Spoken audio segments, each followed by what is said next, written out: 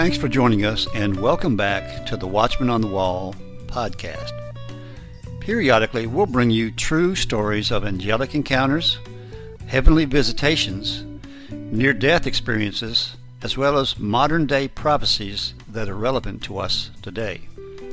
When we come back, we'll begin our next episode.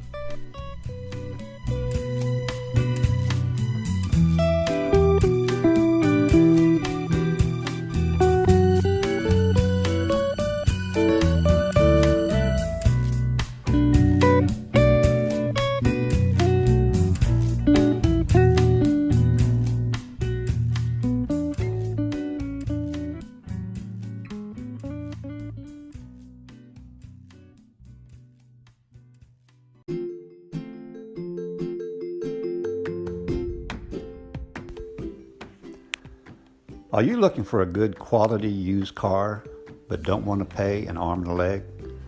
Well, come into Rainey Used Cars. We have the largest selection in the Southeast. Whether you want a pickup or a quality SUV from mom, you'll find a variety of vehicles to choose from. We even finance. So come in today. You'll find a Rainey Used Cars located near you.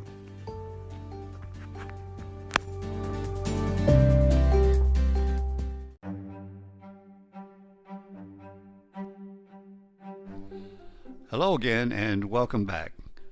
In today's program, we'll highlight the near-death experience of Ken Johnson, who's just an average man who had an experience in the hospital.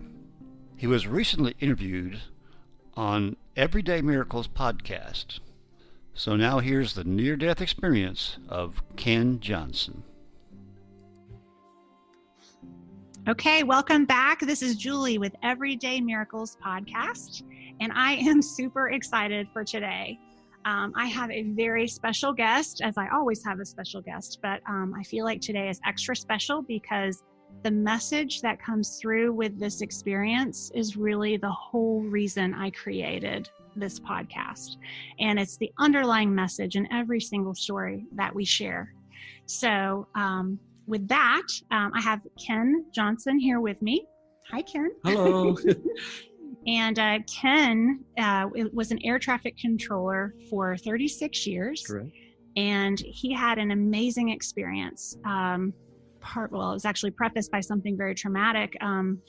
He got very ill, and we're going to go through all of that. But during this, he had an experience where he had a heavenly experience, and he had some supernatural things that occurred.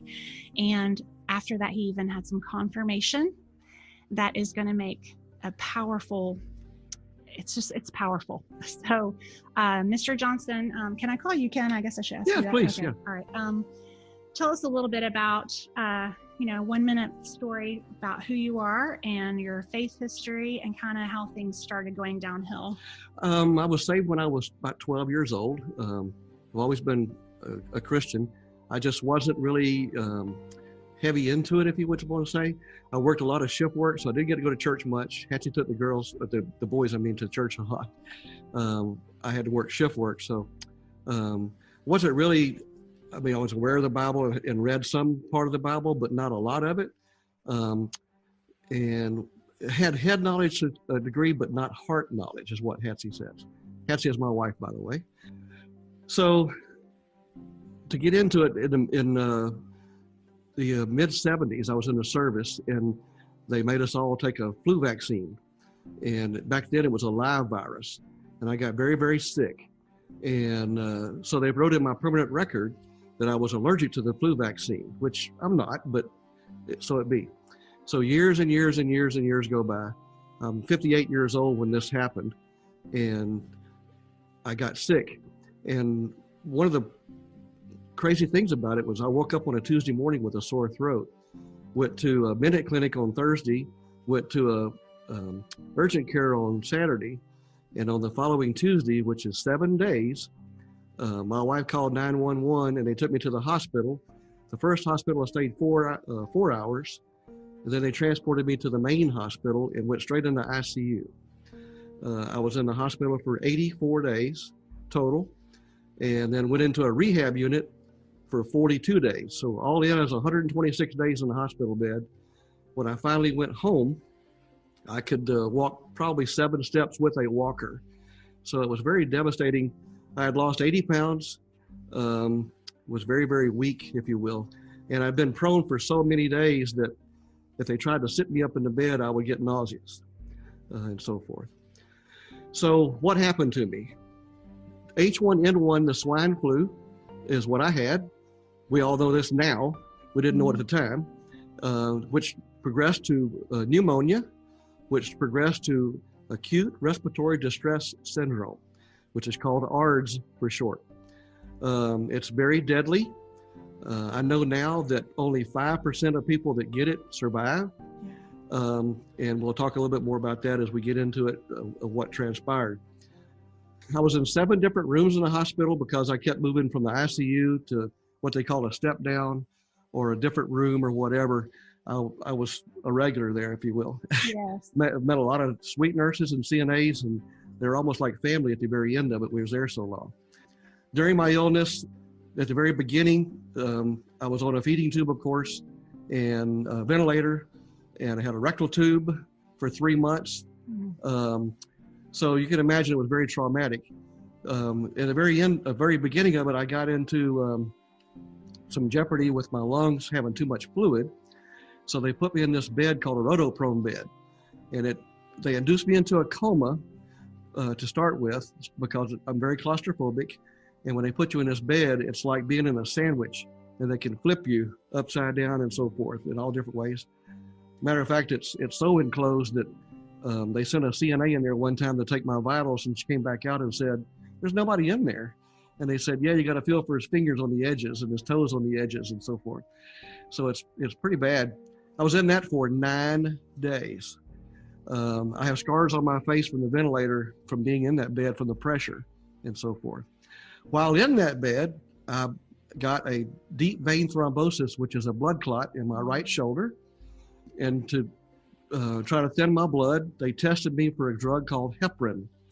And I believe I was borderline on that drug, but they decided to go ahead and give it to me. Mm-hmm.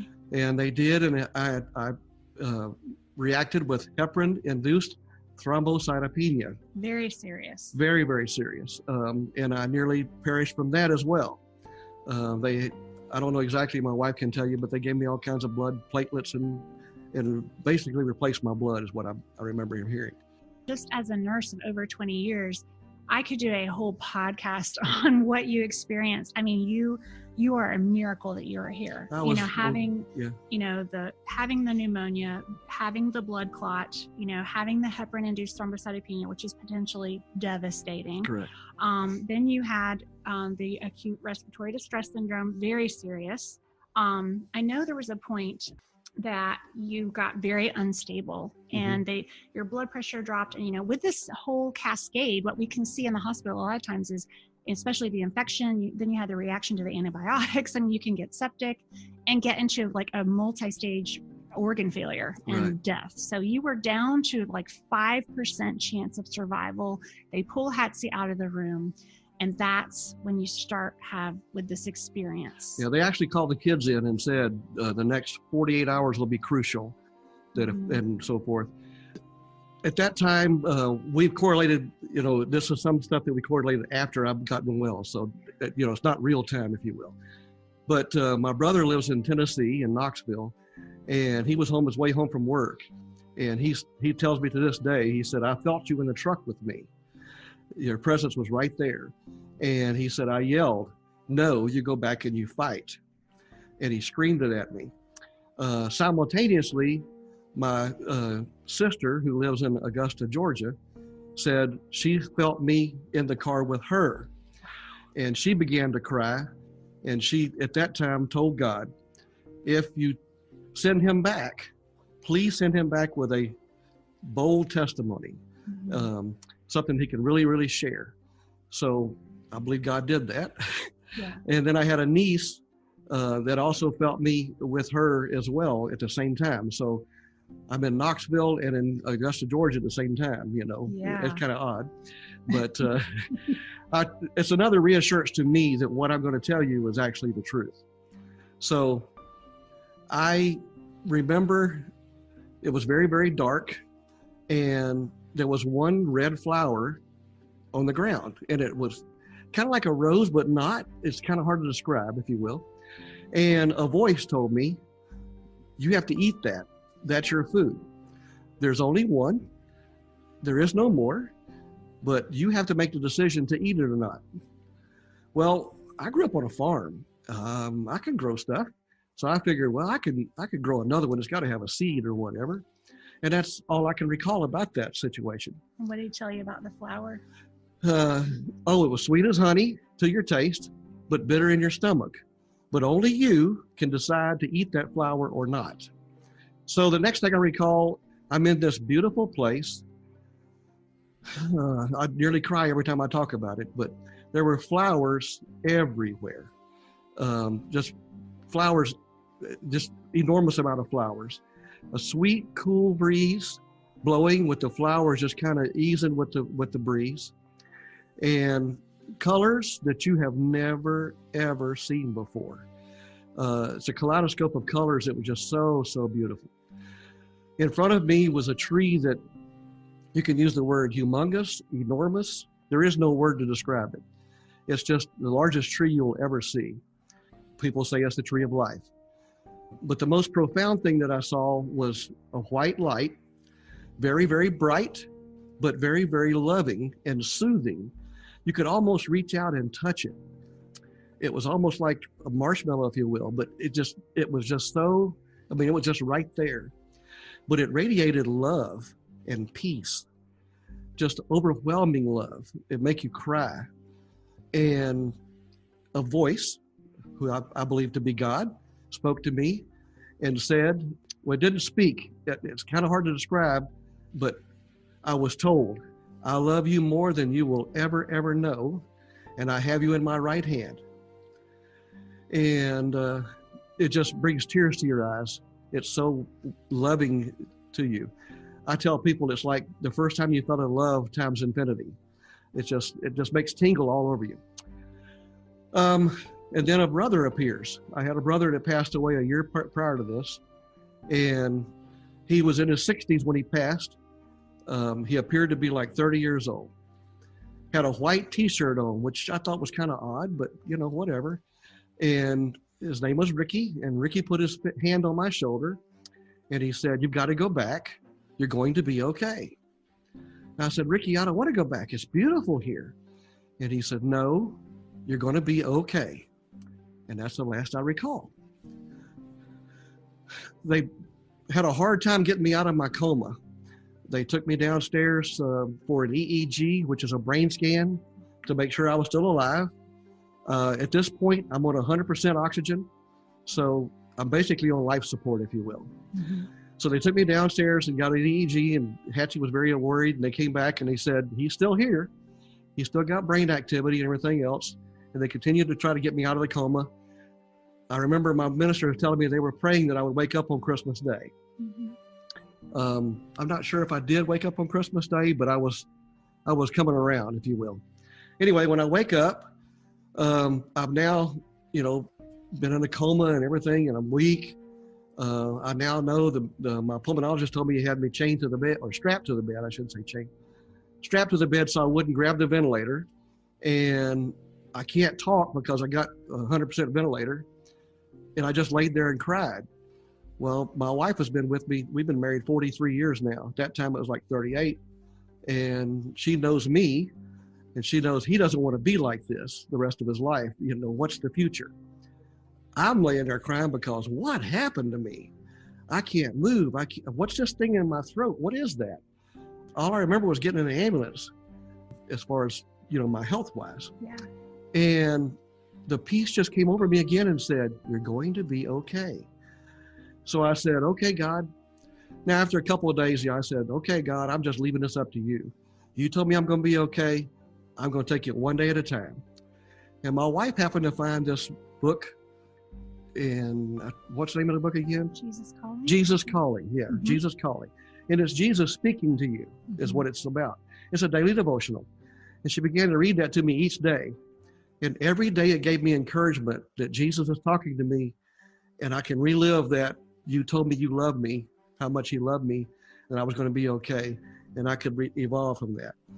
And in 84 days, I finally got to where I could go to the rehab unit and steadily got a little bit better, got to be able to go home and so forth. It's now been 5 years. I have 50.6% of my lung capacity. I get around pretty good, but I'm not great. You know what I mean? Well, you look fantastic. Well, thank you. Yes. Yeah.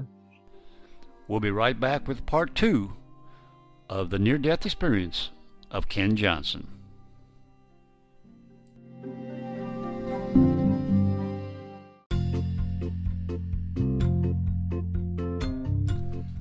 Hello again, this is The Watchman. Please join us each week for an exciting and inspirational podcast dealing with angel encounters, heavenly visitations, near-death experiences, as well as modern-day prophecies that are relevant to us today. So tune in each week and share it with your friends. After all, they could use a little inspiration in their life, too. That's the Watchman on the Wall podcast, and now you can find us on YouTube.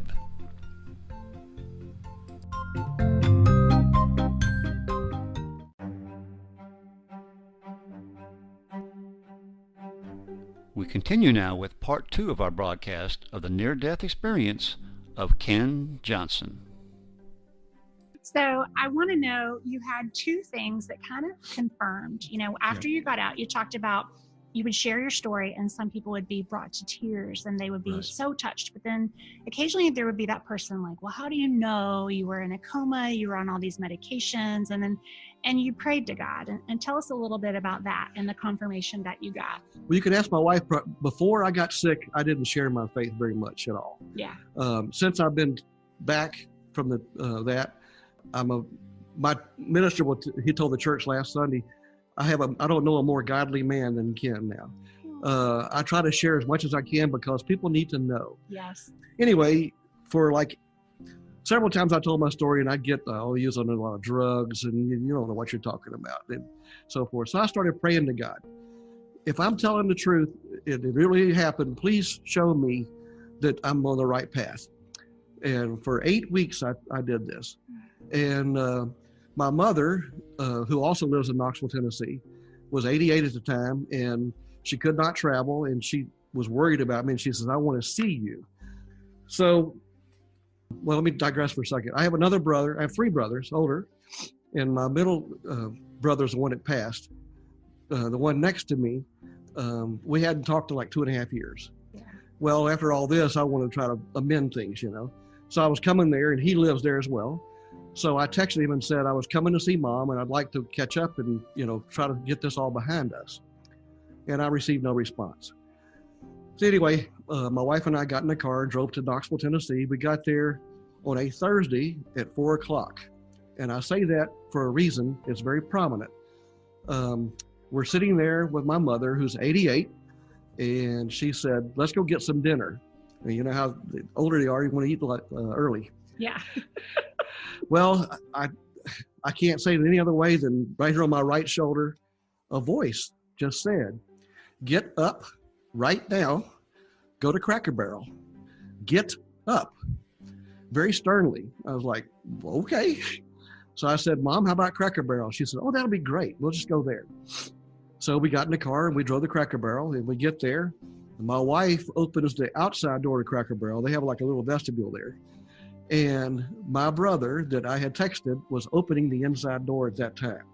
So it was like God was telling me, if you don't leave right now, you're going to miss him. Come to find out, he's supposed to be at work. That's why I said Thursday at 4 o'clock. His wife was not well, and they had gone by there to get some chicken soup for her. So my mother looked at me and said, God did that. And we talked a little bit, and we cried some and everything and so forth. We talk, but it's not the relationship I'd like to have 5 years later, but at least we're talking, if you will. Yeah. So let's see, what else? Sure. Later on, I don't know how long it was, I was in church one Sunday. And again, this voice on my right shoulder said, tell so-and-so you're praying for her. Well, I know who this person is, but that's just not my style. I don't do that kind of thing. So I said, no, I'm not going to do that.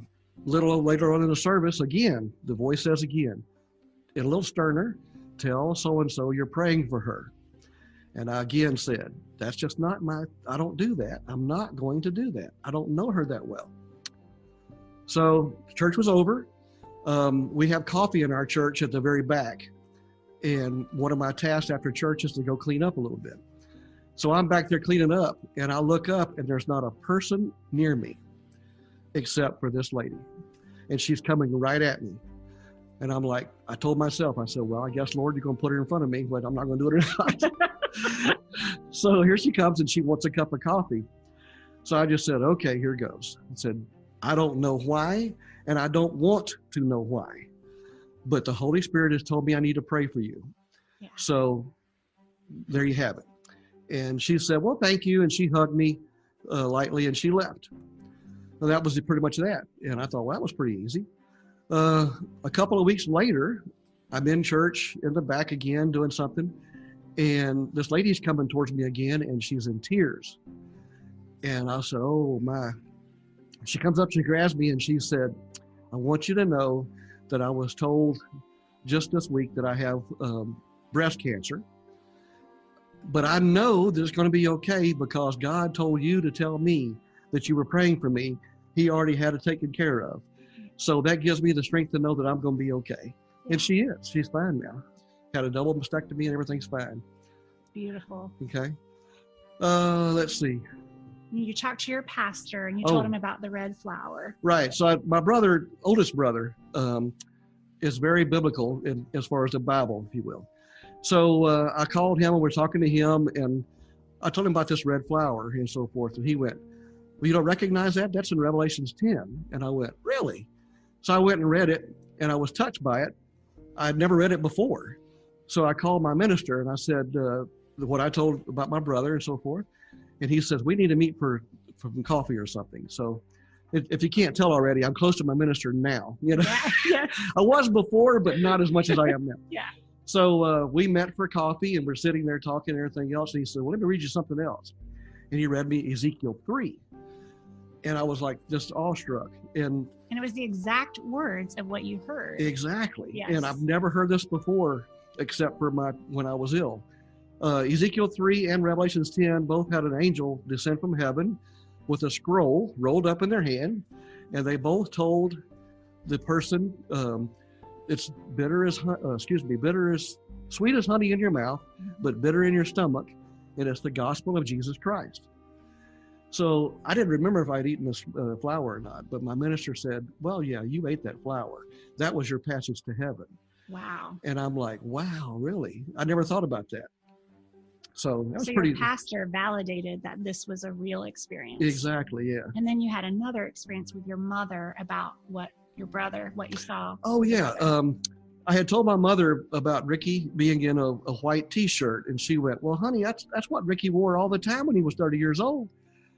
Now, you have to bear in mind that I was in the military and he was in the military. He was a jet engine mechanic, and they didn't wear khaki jerseys or anything. They wore the white T-shirts. It never dawned on me that's what he wore when he was 30 years old. Wow. So that was a validation as well that he, that's what he wore. That's amazing. You even said the first time you told me that he even had his sleeves rolled up. Yeah, he sure did. Yeah, he had his sleeves rolled up. Sure enough. Mechanic. Yeah. That is amazing. Wow. That is so amazing. I want to ask you just kind of the message that you got, that God spoke to you, was so beautiful. I know that that's obviously huge point of this whole thing. The fact that you survived this, that you had this amazing experience. I know that a lot of us kind of try to imagine what you experienced, and just for fun, like if you had to think of a movie that you've seen that could kind of give people a little bit of an idea of what. Okay. Well, I had a lot of doubts, for 8 weeks about what was going on because I was being told by people and so forth. And Hatchie and I happened to watch Heaven is for Real because I kept saying, how did I go to heaven if I didn't die? Yeah. I never coded or anything like that.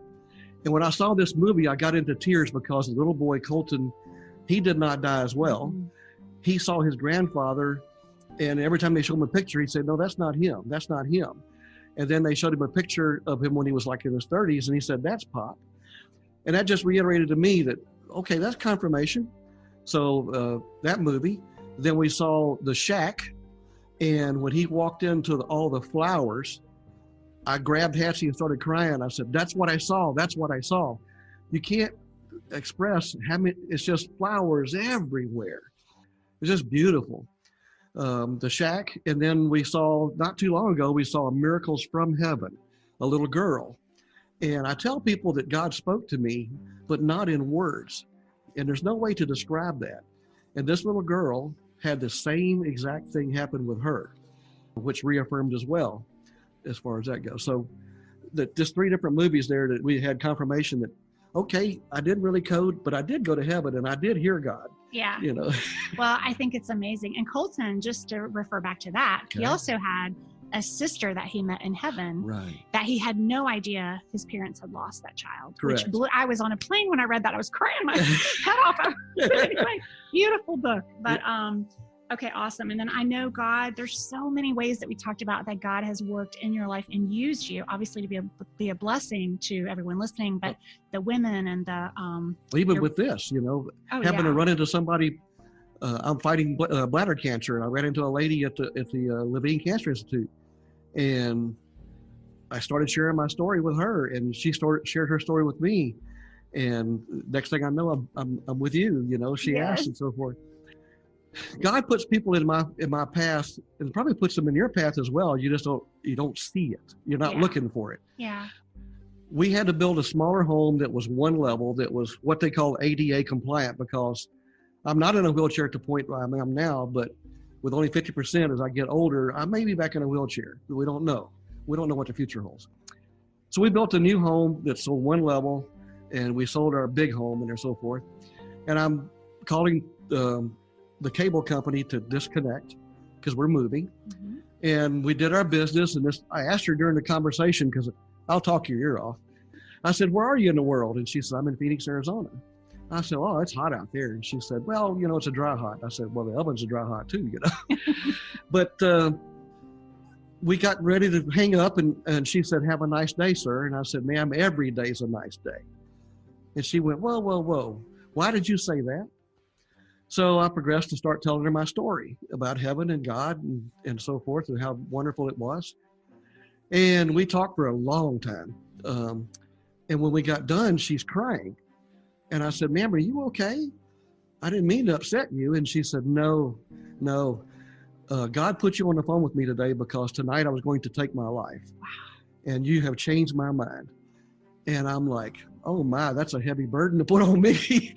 Wow. But I said, "Thank the Lord that you talked to me then." I'm trying to think of what else. That was extremely powerful. And somebody listening that might not even have this kind of testimony to bless people with, just the fact that you took a moment with her, like you changed her whole world. Right. You changed her life in a moment. So, some of us feel like, well, what can I do to make a difference? And just something as simple as that, was right. Profound. Oh, there's so many things. I wanted you to talk too about the message that you got from all of this, like just living through it, what you felt the main theme was. You talked about just how to live differently now. Well, again, I live every day for that day. Mm-hmm. Every time I get up in the morning, I thank the Lord for that day. We try to enjoy our life. We try to honor the Lord every day. We say a prayer every time we pray for God to continue to bless us so we may bless others. We try to spread kindness. Just yesterday, we're in a restaurant, and there's a gentleman behind me, and he was alone. And I looked over at my wife and I said, "Do you mind if I buy his lunch?" And she said, "No, go ahead." And I turned to him and I said, "Would you let me buy your lunch?" And he was like, "If you want to." Yeah. He was a young man that appeared to be in need, if you will. Yeah. I don't want to describe it any other way, but he was very appreciative and so forth. Just like that, just kindness and loving. And I tell Hattie every day, "Don't woe for me. If I pass away, don't woe for me. I want you to miss me, don't get me wrong, but I know where I'm going, and it's beautiful, and I can't wait to go." Oh, but I have grandchildren, so I'm not ready yet. But when the Lord's ready for me, I'm ready to go.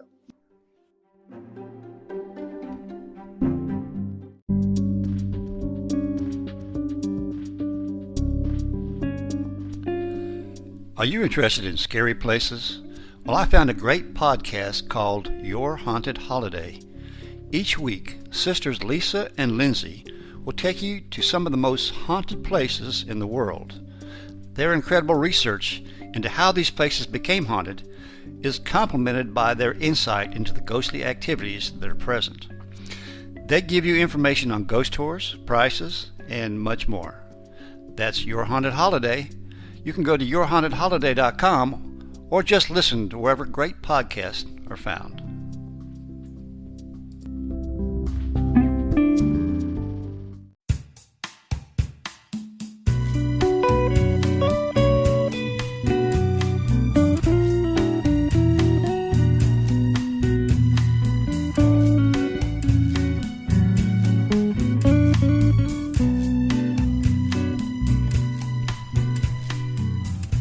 Well, thanks again for listening. And if you enjoyed this episode, please share it with your friends. Also, give us a like. We welcome any comments or suggestions you might have. We also ask you to subscribe so that you will be notified of all our future episodes. Thanks again, and we'll see you next time on the Watchman on the Wall podcast.